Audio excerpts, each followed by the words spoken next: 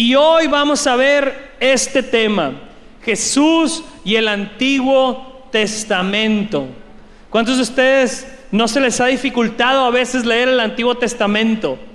Porque son historias a veces extrañas a nuestro tiempo. Pero hoy vamos a ver cómo Jesús veía el Antiguo Testamento, y creo que va a ser de edificación.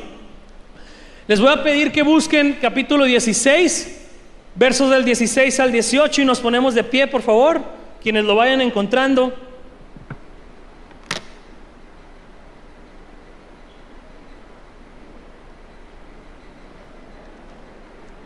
Niños, ustedes también pueden buscar en las Biblias. Lucas capítulo 16, versos 16 al 18.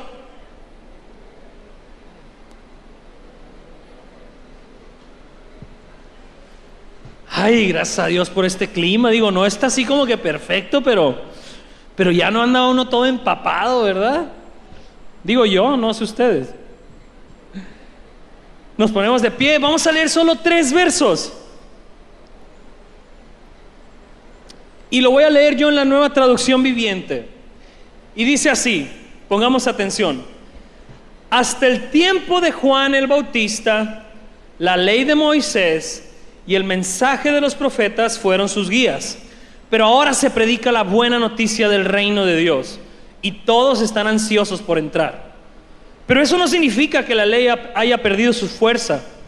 Es más fácil que el cielo y la tierra desaparezcan a que el más pequeño punto de la ley de Dios sea anulado. Por ejemplo, un hombre que se divorcia de su esposa y se casa con otra, comete adulterio. Y el que se case con una mujer divorciada de su esposo, comete adulterio. Vamos a orar.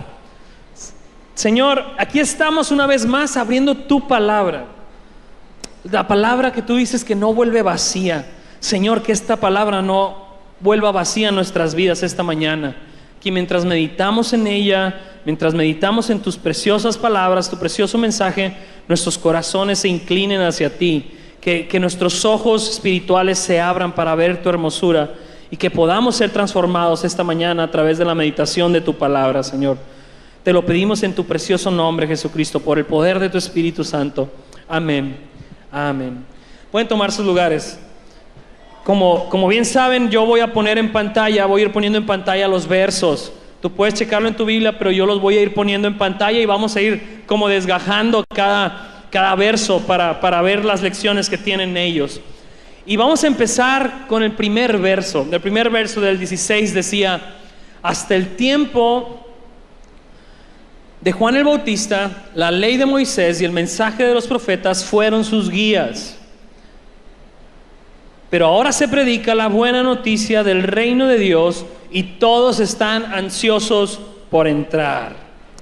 Antes de entrarle duro al texto, contexto, para los que no estuvieron la semana pasada aquí. Jesús está diciéndole estas palabras a los fariseos y maestros religiosos, si lo recuerdan.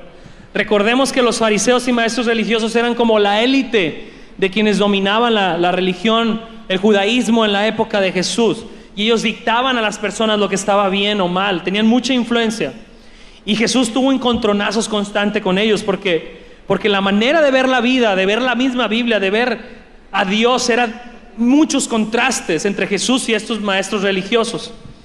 Y en el capítulo pasado, Jesús exhorta a estos personajes a dejar de sentirse superiores a los demás, y a no enojarse, sino alegrarse cuando pecadores se arrepienten y se vuelven a Dios, porque ellos se enojaban cuando un pecador volvía a Dios y mostraban su corazón que estaba incorrecto. Y en este capítulo 16, antes de estos versos, hemos estado viendo que Jesús está exhortando a estos fariseos y maestros de la ley en cuanto a su amor por el dinero. Les gustaba el dinero, y Jesús les dice: no puedes servir a Dios y al dinero. O sirves a Dios o sirves al dinero. O amas a Dios y usas el dinero, o dejas que el dinero te use a ti. Y cuando dice eso, ellos reaccionaron burlándose de Jesús. Se burlaron de las palabras de Jesús. Y aquí es donde viene este verso. Jesús, después de hablar de su amor por el dinero, menciona esto. Porque Jesús no va a detenerse de seguir poniendo el dedo en la llaga de las cosas que estos personajes habían entendido mal de Dios y de la vida. Ahora los va a confrontar en cuanto a su manera de interpretar la Biblia, de ver y de interpretar la revelación que Dios les había dado. Y comienza afirmándoles: hasta el tiempo de Juan el Bautista, la ley de Moisés y el mensaje de los profetas fueron sus guías. En la Biblia, cuando se hace mención de la ley y los profetas, se refiere a lo que hoy tenemos como el Antiguo Testamento. El Antiguo Testamento está formado en su mayoría por 5 libros que escribió Moisés, el Pentateuco o la Torá, y los libros de los profetas. Y si tú eres nuevo aquí y nunca has leído la Biblia, déjame explicarte algo importante. La Biblia se divide en Antiguo y Nuevo Testamento. El Antiguo se escribió antes de Cristo y el Nuevo se escribió después de Cristo. El pueblo de Israel, que hay su historia antes de Cristo, usó los libros del Antiguo Testamento como su guía divina durante aproximadamente 1000 años. Y lo usaron de una manera súper rigurosa, con reglas religiosas, cívicas, políticas, ceremoniales, laborales, sociales, culturales, salubres, alimenticias, etcétera, etcétera, etcétera. Eran súper rigurosos. Y aquí Jesús está afirmando que estos escritos del Antiguo Testamento fueron buenos guías para este pueblo, pero que esto tuvo un quiebre cuando llegó Juan el Bautista. ¿Y quién es Juan el Bautista? Estuvimos hablando de este personaje al inicio del estudio del libro de Lucas, si lo recuerdan, ¿verdad? Hace como 1000 años también. ¿Hace cuánto empezamos? Hace mucho, pero es de los primeros capítulos aparece Juan el Bautista. Juan el Bautista fue este hombre contemporáneo a Jesús, primo de hecho, que apareció como profeta después de 400 años que no había habido profeta en Israel. Y vino predicando la llegada del Mesías. Vino predicando que la llegada del Salvador estaba a la puerta. El Mesías es el Salvador prometido por Dios en el Antiguo Testamento. Ahorita hablamos más de eso. Pero Jesús aquí está afirmando entonces que el objetivo que tuvo Dios de guiar a su pueblo a través del mensaje del Antiguo Testamento estaba llegando a su fin. Por citarte un ejemplo, imagínate que estamos en un viaje al cima de una montaña. Luis, haz cuenta Lípico, vamos a subir a una montaña. ¿Alguien conoce el camino? Para lo cual tenemos a un guía y es Luis, que nos va a llevar a la mitad de la montaña. Pero a la mitad de la montaña él tiene la comitiva de entregarnos a otro guía, otro corredor, hermano Temo. El hermano Temo es el segundo guía. Luis tiene que entregar al hermano Temo a todo el grupo porque él es ahí termina su labor. Y luego lo va a entregar al hermano Temo. Esa es la función que según Jesús tuvieron la ley y los profetas del Antiguo Testamento, llevarnos a otro guía. La pregunta es, ¿quién es el otro guía al que nos lleva el Antiguo Testamento? Y aquí Jesús lo está mencionando y él dice: ahora se predica la buena noticia del reino de Dios. La traducción Reina Valera dice: ahora se predica el evangelio del reino de Dios. El guía que nos entregó el Antiguo Testamento, al que nos entregó el Antiguo Testamento, es el evangelio del reino de Dios. ¿Y qué es el evangelio? Es una pregunta muy importante, básica. ¿Cuál es la buena noticia del reino de Dios? Mira, en aquel tiempo nadie de los que estaban aquí lo tenía claro más que Jesús. Ni los fariseos, ni los mismos discípulos lo tenían claros, porque Jesús aún no había consumado su obra. Aquí su obra estaba en proceso. De hecho, todo el Nuevo Testamento se trata de profundizar en la obra del evangelio. Pero nosotros, que vivimos después de la muerte y resurrección de Jesús, que ya tenemos el Nuevo Testamento, pues ya lo tenemos claro. Digo yo, ¿no? Que ya lo tenemos claro. A ver, alguien de ustedes que pueda decir así rápido de ahí donde está, ¿qué es el Evangelio?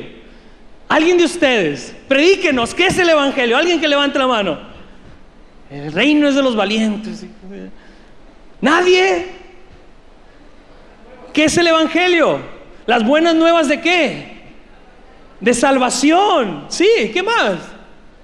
Venga, alguien dígame algo del Evangelio. ¡Qué tímidos! ¿Nadie? Nueva vida. ¿Qué más?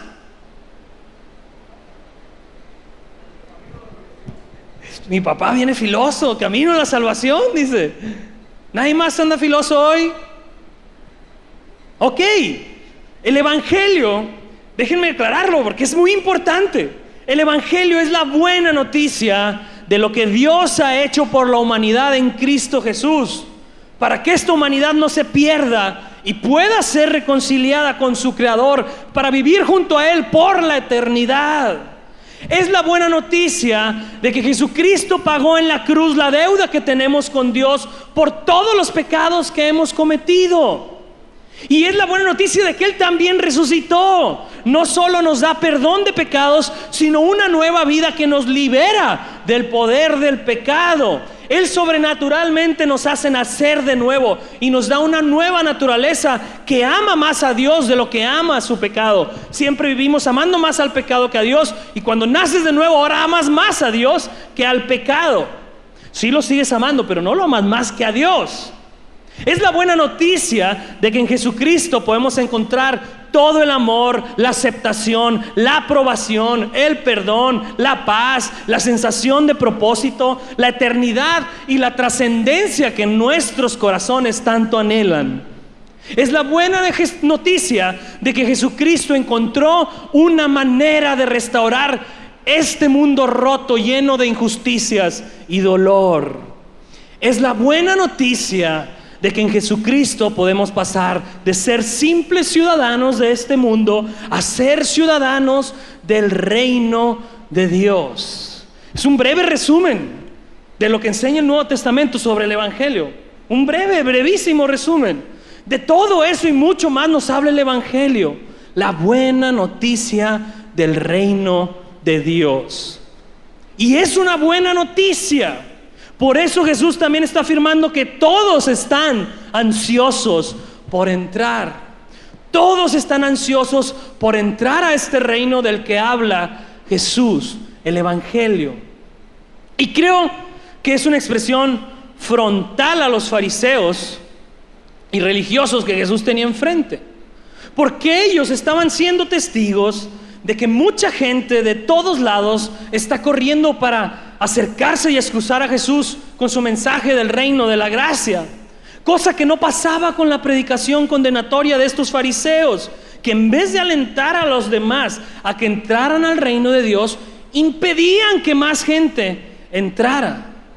Es como si Jesús les estuviera diciendo a estos fariseos y religiosos: todos están ansiosos por venir y entrar a este reino, se esfuerzan por venir y entrar a mi reino, mientras ustedes siguen enfrascados en su séquito religioso, en sus reglas, oponiéndose y burlándose de mí. Eso les está confrontando Jesús. Pero ojo, esas no son las palabras más desafiantes que tiene Jesús para estos fariseos. Lo más desafiante es que estos personajes tienen más de 1000 años tratando de seguir lo que el Antiguo Testamento enseña. 1000 años usando esa parte de la ley como un manual.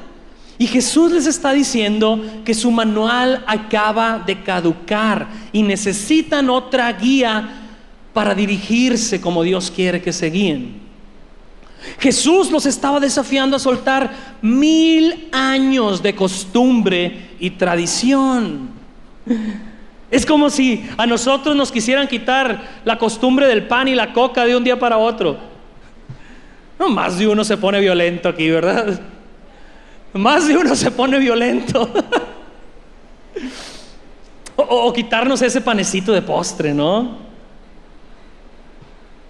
¿Cómo no? Muchos de nosotros no lo tomaríamos nada bien. Jesús estaba desafiando a estos personajes a soltar 1000 años de tradición y costumbre en cosas que eran mucho más presentes en sus vidas diarias que comer pan y coca.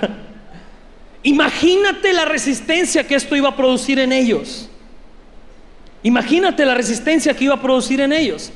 Lo curioso es que Jesús en nuestro presente sigue actuando de la misma manera con personas como nosotros. Jesús comúnmente se nos presenta de maneras que nos hace replantearnos nuestras costumbres. Lo hacía en aquel tiempo y lo sigue haciendo hoy. Cuando tú te acercas a Él, Él empieza a replantear tu manera de ver todo y de vivir en todas las cosas. A los que conocieron a Jesús después de llevar una vida fuera de Él, a esos les hablo ahorita. Díganme que no es cierto que cuando empezaron a conocer a Jesús no se vieron desafiados a soltar muchas costumbres. Díganme que no es cierto. Díganme que no empezaron a ver mal cosas que antes veían bien. Díganme que no ha pasado eso. Díganme que no empezaron a sentirse incómodos por cosas que antes no les incomodaba para nada.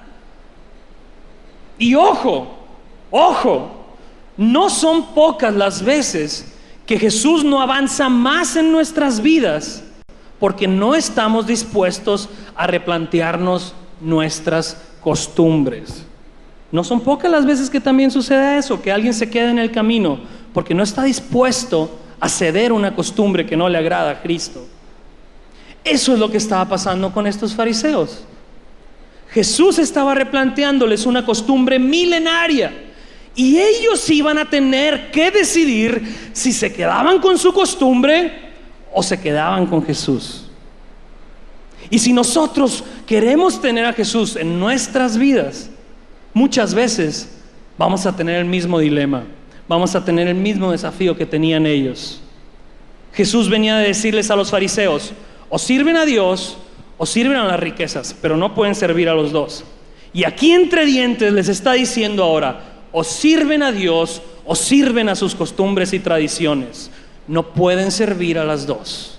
Se quedan con una y desechan a la otra. Y lo mismo nos dice Jesús a nosotros hoy. O sirves a Cristo o sirves a tu manera de ver la vida, o sirves a la manera que Él tiene de ver la vida. Te animo a nunca escoger tu costumbre en vez de a Jesús. Te animo a eso, te exhorto a eso esta mañana, porque no se compara lo que ganas quedándote con tu costumbre o tradición con lo que ganas si te quedas con Jesús.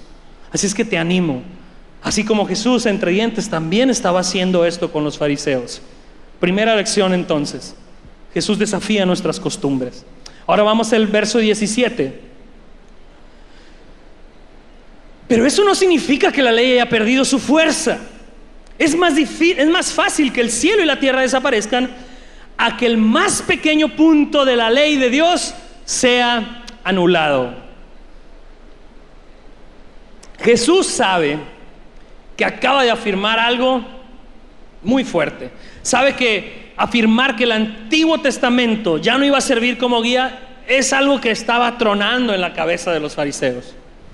Sabe que ellos inmediatamente van a pensar o van a reclamarle con palabras: nos estás diciendo que debemos desechar la palabra de Dios que hemos recibido en el Antiguo Testamento. Eso nos estás diciendo, Jesús.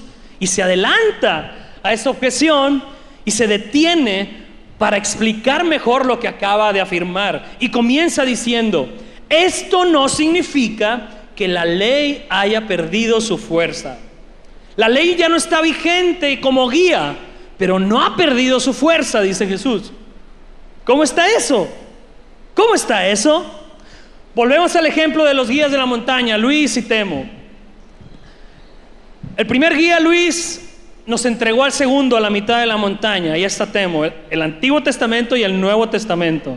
Invertimos los papeles. El hermano Temo es el que está nuevo. Aunque el primer guía ya no va con nosotros, ya no va a ir con nosotros en el camino, y el camino que transitamos con él ya quedó atrás, todo lo que este guía nos enseñó mientras íbamos subiendo nos sigue sirviendo para llegar a nuestro camino. Él nos iba explicando por qué íbamos a emprender eso, Él nos iba explicando, cuídate de estas cosas. Él nos iba explicando, te voy a entregar un segundo guía, porque la finalidad no es que te quedes aquí con estas reglas que te estoy dando. La finalidad es que llegues allá. Y tú necesitas el segundo día al que te voy a entregar. Puedes confiar en Él. Mira, es muy confiable. A veces se cansa el hermano Temo, pero ahora sí la va a armar. Sí lo va a armar, tiene fuerzas. Y te va explicando y te va dando confianza en el segundo día. Si no tomamos en cuenta lo que el primer guía nos enseñó, simplemente no vamos a saber en dónde estamos parados, ni a dónde vamos. No sabemos por qué debemos de avanzar o retroceder, ni tampoco por qué conviene seguir las instrucciones del nuevo guía. Y así funciona el Antiguo Testamento. Es en el Antiguo Testamento donde encontramos cómo inicia la historia humana. Es ahí donde comprendemos cómo es que a través del pecado entra la muerte, el dolor y las injusticias que estropearon este mundo. Es ahí donde nos damos cuenta que somos nosotros, los seres humanos, lo que hemos causado todo eso. Y que por más que nos den nuevas oportunidades de cambiar, nuevas reglas y buenos consejos, caemos una y otra vez. No nos podemos cambiar a nosotros mismos. Necesitamos un Salvador. El Antiguo Testamento nos deja en claro eso.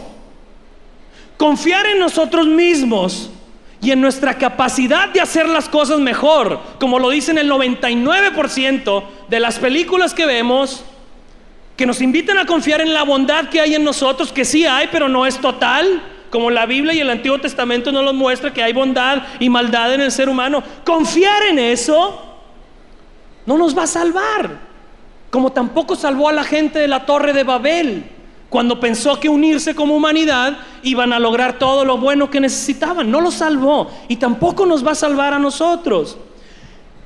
Es que tenemos que empezar de nuevo, necesitamos una segunda oportunidad. ¿Seguro? Empezar de nuevo no le funcionó a Noé. Tampoco nos va a salvar empezar de nuevo.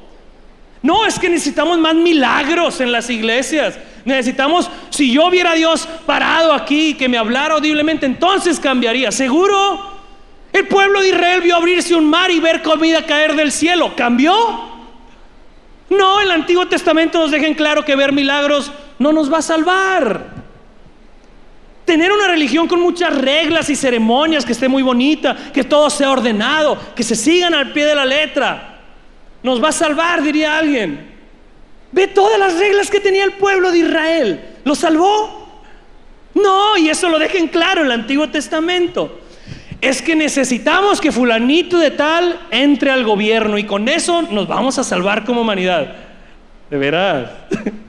¿Cuántos sexenios van? ¿Y cuántos faltan? El pueblo de Israel tuvo a Salomón, uno de los mejores gobernantes de la historia, y ¿sabes qué? No lo salvó. Siguieron en sus pecados, hasta el mismo rey Salomón. No, es que necesitamos predicadores que nos digan nuestras verdades y que sean duros para hablar, porque la gente necesita palabra dura. ¿Como los profetas? ¿Los has leído?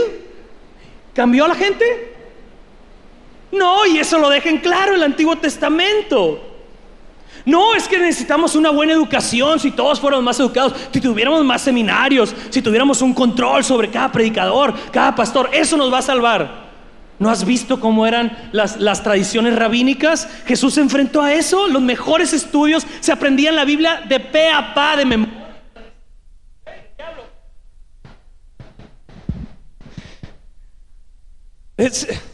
Bueno, se aprendían. El otro. Este está bien. Pero parece que ya me lo abrió. Ahí está, gracias. Entonces, tener la mejor educación tampoco nos va a salvar. Y ojo, no estoy diciendo que ninguna de estas cosas sea mala en sí, pero no nos pueden salvar. Necesitamos a un Salvador. Los seres humanos no nos podemos salvar a nosotros mismos. Ese es el mensaje del Antiguo Testamento. En el Antiguo Testamento encontramos las malas noticias que nos permiten apreciar mejor la buena noticia que hay en Jesús. Medítala. Bueno, en el Antiguo Testamento encontramos las malas noticias que nos permiten apreciar mejor la buena noticia que hay en Jesús. Todo lo que hay en el Antiguo Testamento nos permite comprender mejor el porqué de todas nuestras dolencias. Y el comprender eso nos llevará inevitablemente a atesorar más la obra que Jesús hizo por nosotros. Nada de lo que hay en el Antiguo Testamento ha perdido su fuerza, porque todo lo que hay en él apunta al único que puede sanar todos nuestros dolores: Jesucristo, al que cuando cantamos, cuán hermoso su nombre es, cuán hermoso su nombre es. Se escriben esas canciones por esta verdad inigualable, incomparable. Cuán hermoso tu nombre es, el nombre de Jesús, mi Rey. Por eso los cristianos sentimos maripositas cuando cantamos esas cosas, porque hemos entendido a través del mensaje bíblico también del Antiguo Testamento que todo apunta a Él. Todo apunta a Él. Él es el único que sanará todas nuestras dolencias. Y es en ese sentido que, aunque el Antiguo Testamento ya no está vigente como guía para los creyentes del Nuevo Testamento, sigue teniendo fuerza sobre nosotros, porque al comprender mejor el Antiguo Testamento, comprendemos mejor la buena noticia del Evangelio de Jesucristo. Y para reafirmar aún más el valor que tiene la ley del Antiguo Testamento para Jesús, remata diciendo: es más fácil que el cielo y la tierra desaparezcan a que el más pequeño punto de la ley de Dios sea anulado. Jesús está diciendo que mientras existe el cielo y la tierra, el mensaje que revela el Antiguo Testamento, la ley de Dios, no podrá ser anulado. Y afirma que no será anulado ni el más pequeño punto de lo que se ha revelado ahí. Ni una sola tilde, dice la traducción Reina Valera, ni un puntito, nada de ahí va a ser anulado. Y alguien diría: oye, pero pues yo he leído cosas en el Antiguo Testamento que no veo que los cristianos apliquen hoy, ¿no? Cosas como sacrificar animales o como comer mariscos. Amén. Yo veo que los cristianos no son muy devotos en eso de no comer camaroncitos, ¿verdad? Ni carnitas. Paz de Cristo, hermanos. Ahí andan quebrantando leyes. Yo veo que los cristianos no cumplen mucho eso.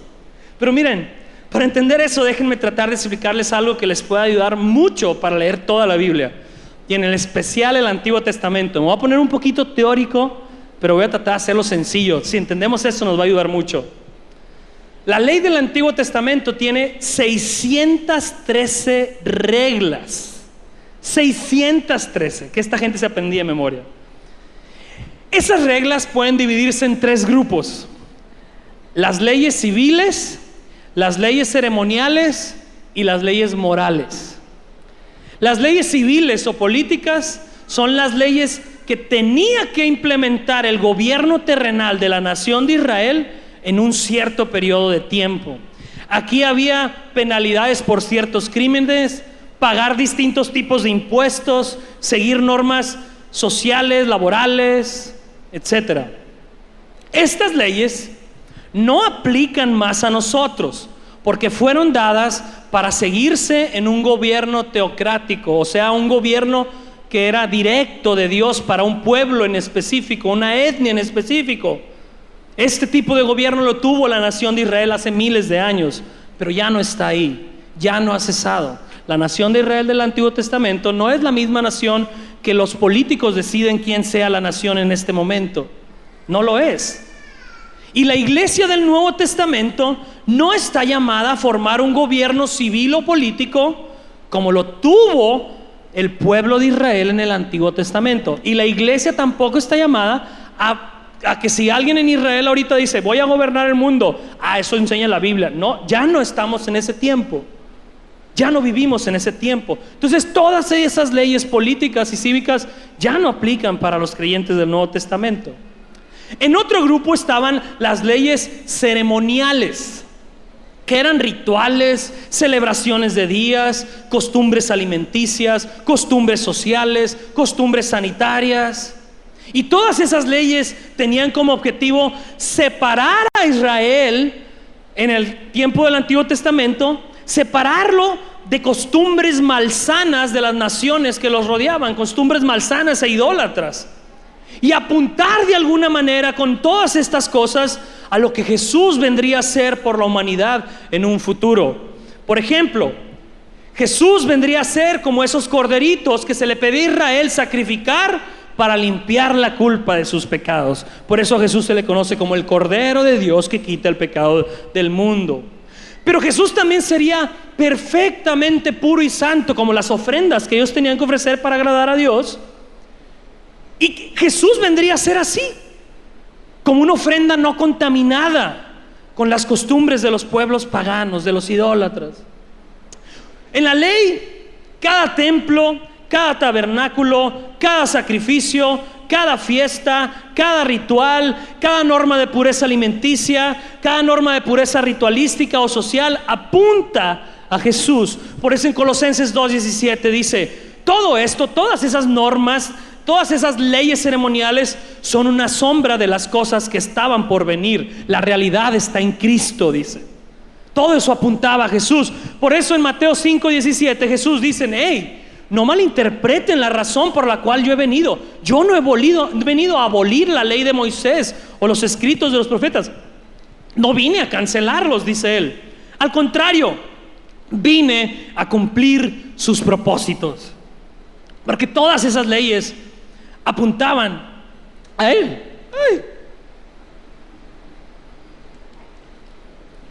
Perdón, hermano. Ninguna de estas leyes, entonces, del Antiguo Testamento están vigentes para los cristianos, porque todas ellas, todas estas leyes ceremoniales se consumaron en Jesucristo. Y es un tema súper importante. Lee Hechos, lee Gálatas y te vas a dar cuenta que hay una tensión muy fuerte entre los cristianos que venían de su trasfondo judío y se querían seguir implementando leyes del Antiguo Testamento ceremoniales, y el apóstol Pablo siendo bien duro con ellos, y también la comunidad apostólica poniéndose de acuerdo para que esas leyes ya no siguieran vigentes en el pueblo de Dios del Nuevo Testamento. Continuar con esas leyes sería como afirmar que lo que hizo Jesús no es suficiente. No fue suficiente porque también tengo que guardar el sábado. No es suficiente porque también tengo que seguir celebrando los días y fechas que se celebraba el pueblo judío. ¿Por qué? Porque lo que hizo Jesús no fue suficiente. Es que esto agrada un poquito más a Dios. Seguro, entonces no es suficiente lo que Jesús hizo por nosotros. Eso es lo que estamos declarando cuando nos aferramos a decir que esas leyes las necesita el cristiano. El cristiano necesita a Jesús. Y a Jesús. Y solo a Jesús. Él es suficiente. Entonces, las leyes cívicas y las leyes ceremoniales no están vigentes. Pero aquí viene el tercer grupo de leyes: las leyes morales. Estas leyes eran reglas que al seguirlas el pueblo de Israel le mostraría a todas las naciones de su alrededor cómo es Dios. Cómo es Dios y cómo Él quiere que sea la humanidad. Por ejemplo, leyes como no matar, que muestran que Dios se complace en dar vida y no en quitarla. Para ti, para mí, eso puede sonar muy obvio, pero ¿sabías que en aquel tiempo, cuando se dio esta ley, no estaba prohibido matar? Ellos mataban niños para servir a sus dioses. Ellos los degollaban con su sangre y pensaban que agradaba a Dios. Entonces, cuando viene una ley como no matarás, Dios está diciendo: así no es la vida. Así no es la vida. Y tú tienes que tener cuidado con cómo tratas la vida humana, porque yo amo la vida, no la muerte. Mostraban el carácter de Dios. O leyes como el no robar. Tampoco en muchas sociedades era prohibido robar. Era simplemente el fuerte sobrevive al débil. Esta ley muestra que Dios se complace en servir, no en servirse de los demás robándoles. O leyes como el no cometer adulterio, que es algo bien posiblemente muy trivial para nosotros, pero en aquel tiempo los hombres tenían muchas mujeres y soltaban a una como soltar una cosa. Cuando viene Dios y pone esta ley, dice: no, está mal tener más de una mujer, tener más de un esposo, está mal. ¿Por qué? Porque la ley de no cometer adulterio refleja al Dios fiel que tenemos, y así como Él es fiel, nosotros deberíamos ser fieles. Esas son leyes morales, son principios eternos que siguen y seguirán vigentes para nosotros. Hay muchos de ellos en el Antiguo Testamento. El Antiguo Testamento cumplió su función como guía al Evangelio entonces. Y todas las normas políticas o ceremoniales que apuntaban a Cristo ya no están vigentes para nosotros, pero todas sus normas morales lo están. Recordemos eso cuando leamos el Antiguo Testamento. ¿Qué hay detrás de esta orden muy cultural, como no comer camarones? A lo mejor está la bondad de Dios, porque en aquel entonces no había refris. Entonces tienes que ver qué hay en esas normas, qué hay. O a lo mejor también tenía que ver con que hacían cosas con los camarones los pueblos de enseguida. Entonces tienes que observar a qué apunta, y tienes que ver cuándo hay un principio moral o ceremonial y cívico. Y solo los principios morales aplican a nosotros. Por ejemplo, el sábado. Igual no nos reunimos ni guardamos el sábado, pero hay un principio moral ahí, que debes de honrar al Señor creando un ritmo de vida que te permita dedicar un día para el descanso y para servirle y para venir y aprender de Él y parar tu vida. ¿Notas que es diferente el principio moral al principio ceremonial? El moral extiende muchas cosas. Entonces el principio moral aplica, pero el ceremonial no. Y así debemos de leer el Antiguo Testamento. El apóstol Pablo en 1 Timoteo 1:8 le dice a Timoteo, le dice: nosotros sabemos que la ley es buena. Me gusta esto, dice, cuando se usa correctamente, dice. La ley es buena cuando se usa correctamente. Y creo que esto es lo que Jesús quería recalcarle a estos fariseos con estas palabras. Él quería mostrarles que la ley es buena, y si se usa correctamente, podemos tomar revelaciones y principios eternos buenos para nuestras vidas, muy buenos para nuestras almas. Desgraciadamente, entre cristianos es común ver que no usamos correctamente la ley del Antiguo Testamento. Es mucho más común de lo que a lo mejor los que van llegando están enterados. Por un lado, fíjense que se van a encontrar con quienes tratan al Antiguo Testamento como un libro inservible para la fe. No hay nada que aprender de él, no sirve, no necesitamos el Antiguo Testamento, solo necesitamos el Nuevo Testamento. Está en ese grupo de personas. Y por otro lado, está en el grupo de personas quienes piensan que debemos seguir cada regla que hay del Antiguo Testamento. Hay sectas enteras que se separan por cuestiones de rituales del Antiguo Testamento, y las ha habido siempre, las hubo desde el principio. Y está en ese grupo que dice: no podemos soltar todas estas reglas del Antiguo Testamento. Y está ese otro grupo que dicen: de nada sirve el Antiguo Testamento. Pero nosotros, que no pretendemos ser perfectos, tenemos la convicción de que no debemos irnos a ninguno de esos dos extremos, ni a los que la rechazan, ni los que aceptan toda y cada regla que está ahí. El cristiano maduro siempre dirá, como el apóstol Pablo en Romanos 7:22: según el hombre interior me deleito en la ley de Dios. Encuentra deleite en la ley de Dios. Ahora, ¿cómo le puedes hacer para encontrar deleite en la ley de Dios? ¿Cómo le puedes hacer para regocijarte cuando estés viendo ahí? Y no combinaban la ropa de lana con la ropa de esto, y no comían pan sin levadura, y tu gloria a Dios. ¿Cómo le puedes hacer para encontrar deleite en la ley de Dios? Algunos tips, les voy a dar algunos tips, además de diferenciar entre normas cívicas, ceremoniales y morales. Leamos el Antiguo Testamento no como un camino de salvación, sino como un camino que nos muestra lo mucho que necesitamos un Salvador. Primer tip. Segundo, leamos el Antiguo Testamento no como un manual de reglas que cumplir, sino como un manual minucioso de reglas que Jesús cumplió perfectamente en nuestro lugar. Gózate cuando veas todos estos requisitos imposibles, y gózate en saber que Cristo los pagó por ti y los cumplió por ti, y te vas a encontrar deleite. Otra recomendación: usa el Nuevo Testamento para comprender mejor el Antiguo Testamento. B.B. Warfield, un teólogo de hace 2 siglos, dijo esto: el Antiguo Testamento puede ser comparado con una habitación con muchos muebles, pero que tiene una iluminación tenue, como si apagaras aquí las luces. No se alcanzan a apreciar todos esos muebles. La introducción de más luz no aporta nada que no estuviera antes en la habitación, pero saca a la vista lo mucho que hay en la habitación, solo que antes se percibía de manera vaga o no se percibía en lo absoluto. El Evangelio y el Nuevo Testamento ponen más iluminación a lo que hay en ese cuarto. Usa el Nuevo Testamento para ver más claro el Antiguo, no para desecharlo, sino para comprenderlo mejor. Como un comentario bíblico del Antiguo Testamento, decía alguien alguna vez. Usa así el Nuevo Testamento y el Antiguo. Y recuerda que lo que nosotros llamamos las Escrituras o la Biblia es la unión de los dos testamentos.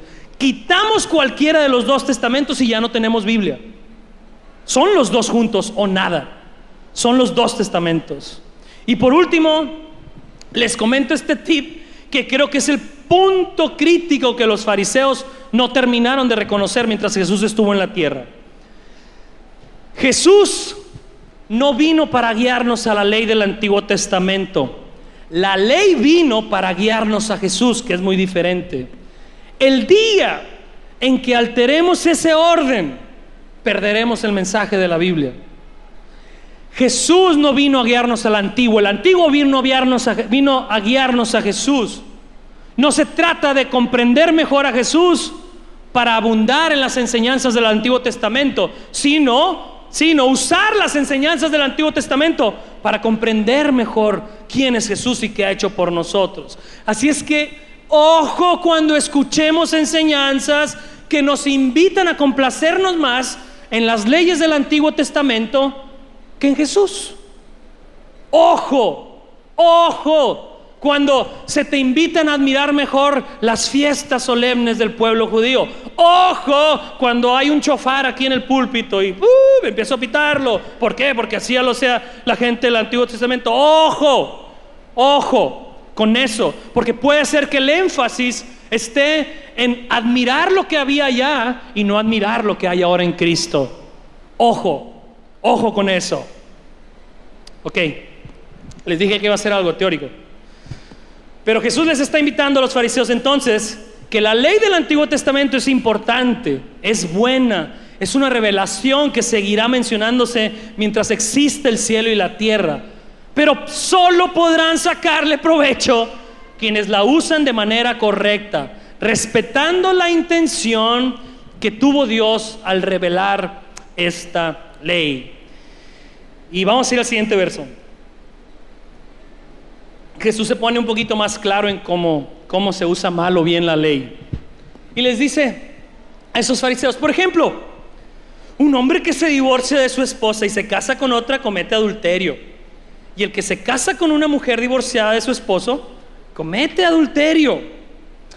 Aquí Jesús les va a mostrar un claro ejemplo a estos fariseos de cómo ellos, por no respetar la intención que Dios tuvo al revelar las leyes del Antiguo Testamento, terminan usando mal la ley del Antiguo Testamento. Les está mostrando cómo no usar o cómo se usa mal el Antiguo Testamento. Y para esto está tocando el tema del divorcio. El tema del divorcio aparece en Deuteronomio 24:1. Y fíjense lo que dice esta ley. Dice: si un hombre se casa con una mujer, pero luego deja de quererla por haber encontrado en ella algo indecoroso, solo podrá despedirla si le entrega un certificado de divorcio. Eso dice ese texto de la ley. Pero fíjense que los fariseos para este tiempo de Jesús tenían un escrito popular en sus tradiciones, porque ellos también, además de la Biblia, tenían sus escritos de tradiciones. Y en su escrito decía: el marido puede divorciar a su mujer con o contra de la voluntad de ésta. Para divorciarse, el marido basta solo con su voluntad. Amén. Amén. Y fíjense, había un rabino famoso llamado Hillel que vivió unos 100 años antes de Jesús, de estos que tenían mucha influencia, y él enseñaba que un marido tiene el derecho de divorciarse de su esposa si ella hacía cosas como servirle la comida ligeramente quemada, o si hablaba con un hombre extraño en la calle, o si levantaba la voz como para que los vecinos la escucharan, que era muy argüendera o mitotera. Dice, te puedes divorciar de tu mujer si te salió así, si te salió. Otro rabino de este tiempo se llamaba Akiva, y les doy estos datos por si alguien quiere investigar, ¿no? Este rabino permitía a un marido divorciarse de su esposa si se encontraba a alguien que le fuera más atractiva, y podía decir, ya no me atrae tanto la mía, ahora quiero otra, y podía divorciarse por ese motivo.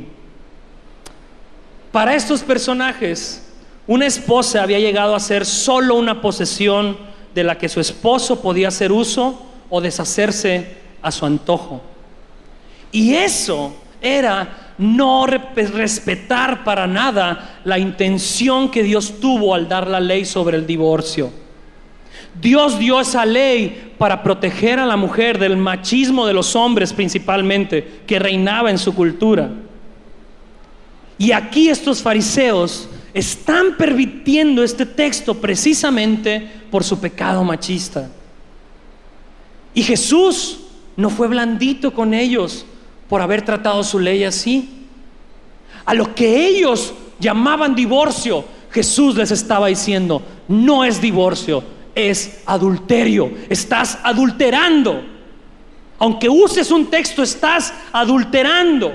Y básicamente lo que les está diciendo es, si ustedes van a destruir un matrimonio por cualquier cosa, si van a tratar así un matrimonio, no tienen derecho delante de Dios de formar otro matrimonio para hacerse así de él. Está siendo muy fuerte. No puedes casarte otra vez si trataste así tu primer matrimonio. Si lo desechaste como desechar basura a tu esposa o a tu esposo, y si lo haces, estás en adulterio. Está fuerte, ¿no? Está fuerte. Y saben, el divorcio es uno de esos mandamientos morales del Antiguo Testamento que siguen vigentes para nosotros en espíritu. Tanto en el Antiguo Testamento como en el Nuevo Testamento encontramos que el divorcio es algo que se debe evitar, no alentar, y que posiblemente pueda ser una opción solo en casos de inmoralidades o abusos. Y eso es solo hablando de manera general acerca del divorcio, porque es un gran tema a discutirse, y también un tema que no se puede tomar a la ligera, porque el divorcio es muy doloroso para las parejas que lo enfrentan, y también para las familias que se deshacen entre ellos mismos y todos los que los rodean. Los que han pasado por ahí lo saben. Es un tema muy doloroso, no se puede tomar a la ligera. Y sabes, si tú quisieras saber más acerca de este tema, la verdad es que no queremos usar el púlpito para explicarte todo ahorita, pero te puedes acercar con confianza para platicarlo y conocerlo de cerca, porque uno no puede tratar a todas las personas como si fueran números. Cada persona tiene su historia y sus particularidades. Lo que sí puedo decirte es que no queremos ser una iglesia que le dice a la ligera a todos ustedes, está bien divorciarse, Dios te entiende. Dios te entiende, es muy batalloso ese amigo o esa amiga. Dios te entiende. No queremos ser ese tipo de iglesia. Precisamente en el texto que estamos viendo, hoy Jesús condena que el tema del divorcio se trate de una manera tan superficial y frívola como lo trataron ellos. Pero ¿sabes qué? Tampoco queremos ser una iglesia que dice, nadie puede divorciarse bajo ninguna circunstancia, porque eso tampoco es cierto a la luz de la Biblia. El texto que les leí de Deuteronomio lo muestra. Dice, si encuentra algo inmoralmente muy indebido, a menos que sucediera eso. Y hay otros textos en el Nuevo Testamento y en el Antiguo que nos muestra que el abuso es otra causa. Entonces tampoco queremos a rajatabla decir nadie ni todos. Queremos conocer tu caso, si vamos a hablar de él. Si no, mejor no hablamos de él. Si tú tienes la confianza, acércate.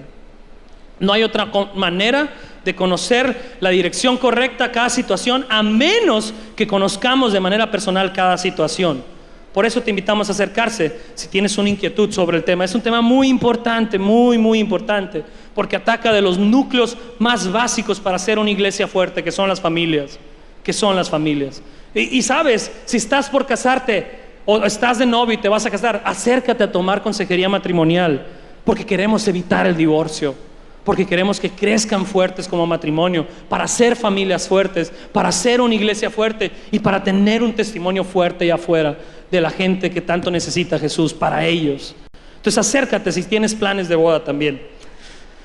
Me alargué un poquito, pero el paréntesis, Jesús le está diciendo entonces a estos fariseos: ustedes me pueden acusar de querer destruir la ley del Antiguo Testamento, pero estoy haciendo todo lo contrario, la estoy cumpliendo y estoy mostrándoles cómo ustedes han pervertido los mandatos de la santa ley de Dios para complacerse en sus pecados. Y para muestra, vean cómo han tratado la ley del divorcio. Vean cómo lo están haciendo. Y ojo, porque adivinen quiénes pueden caer también en el error de estos fariseos que pervierten textos de la Biblia para usarlos a su conveniencia. Adivinen quiénes pueden caer en ese error, hermanos, amigos. Al que está enseguida, ¿no? Tú dile al que está enseguida. Y tú respóndele, tú también. Ojo, cuando ponemos a la Biblia a decir lo que nosotros queremos que diga, más que someternos nosotros a lo que la Biblia dice. Ojo con eso. Y todos somos susceptibles a eso. Tenemos que aceptarlo. Todos somos susceptibles a usar la Biblia así. ¿Saben por qué? Porque todos estamos inclinados a creer en un Dios hecho a nuestro modo. Todos nosotros, aunque vengas a la iglesia, todos estamos inclinados a tener un Dios hecho a nuestros modos, a lo que nos agrada. Un Dios que no nos confronta en nuestra manera de pensar, que piensa como nosotros, que siente como nosotros, que actúa como nosotros actuaríamos, que ve las cosas como nosotros, que juzga las cosas como nosotros las juzgaríamos, que entiende la Biblia como nosotros la entendemos. Todos estamos inclinados a ese Dios, a tener ese Dios y orarle y ser agradecidos con Él. Pero ese Dios se parece demasiado a ti y a mí. Todos tenemos esa inclinación. Eso es lo que les estaba pasando a estos fariseos. Se habían hecho a un Dios a su modo y aún usaban la Biblia para eso. Pero cuando el verdadero Dios, que es Jesucristo, se les presenta, se topan con pared. Se topan con pared. Y en ese momento ellos tenían dos opciones: o se ajustaban ellos a Dios, o seguían tratando de ajustar a Dios a su conveniencia. Y al seguir la historia de Jesús en el libro de Lucas, nos vamos a dar cuenta que ellos escogieron tratar de ajustar a Jesús a su conveniencia y no pudieron. Por eso llegaron a hostigar para matarlo. Y lo mismo nos puede pasar a nosotros si no nos arrepentimos. Si no dejamos que Jesús se convierta realmente en el Señor de nuestras vidas, si no dejamos que Él replantee realmente todo lo que pensamos de la vida y cómo vamos a actuar en la vida, si no hacemos eso, con mucho amor te digo, Él se va a ir de tu vida. Él se va a ir de tu vida. Porque Él no va a tomar un lugar en tu vida que no sea el trono y que no sea realmente el Señor de tu vida. Así como lo hizo Él con estos fariseos. Así es que te voy a invitar a que no dejes que eso pase. Te invito a cederle a Jesús todo el control de tu vida. De lo que vas entendiendo, no te digo que entiendas todo, pero lo que ya entiendes, cédele el control a Él. Desde lo más grande hasta lo más pequeño, desde lo más público hasta lo más privado, te invito a dejar de tratar de hacerlo a Él a tu modo y mejor te hagas tú al modo de Jesús. Y te adelanto también algo: si tú haces eso, se va a sentir horrible. Se va a sentir como que mueres. Se va a sentir como que ya no eres tú. Se va a sentir como morir. Pero en realidad, esa será la única manera en que encuentres la verdadera vida. Porque Jesús dijo esto: porque todo el que quiere salvar su vida, la perderá. Pero todo el que pierda su vida por causa de mí, la hallará. La hallará. Nadie me conteste, pero cada uno de nosotros debe irse con esta pregunta: ¿qué área de nuestra vida Jesús nos está pidiendo morir ahora para encontrar la vida en Él? Lo que sea que Él te esté pidiendo, hazlo morir, porque eso no lo va a hacer Dios por ti. Para ellos era su manera de ver el Antiguo Testamento. Para ti, para mí, ¿qué es? Hagámoslo morir para encontrar la verdadera vida. Y así como estamos, vamos orando. Padre, aquí estamos esta mañana, hablamos de tu palabra, meditamos en ella, tratamos de verla como tú nos enseñaste. Ahora te pido, Señor, haz tu obra en nosotros. Por mera fuerza y voluntad no podemos avanzar, pero con tu Espíritu se puede lo imposible.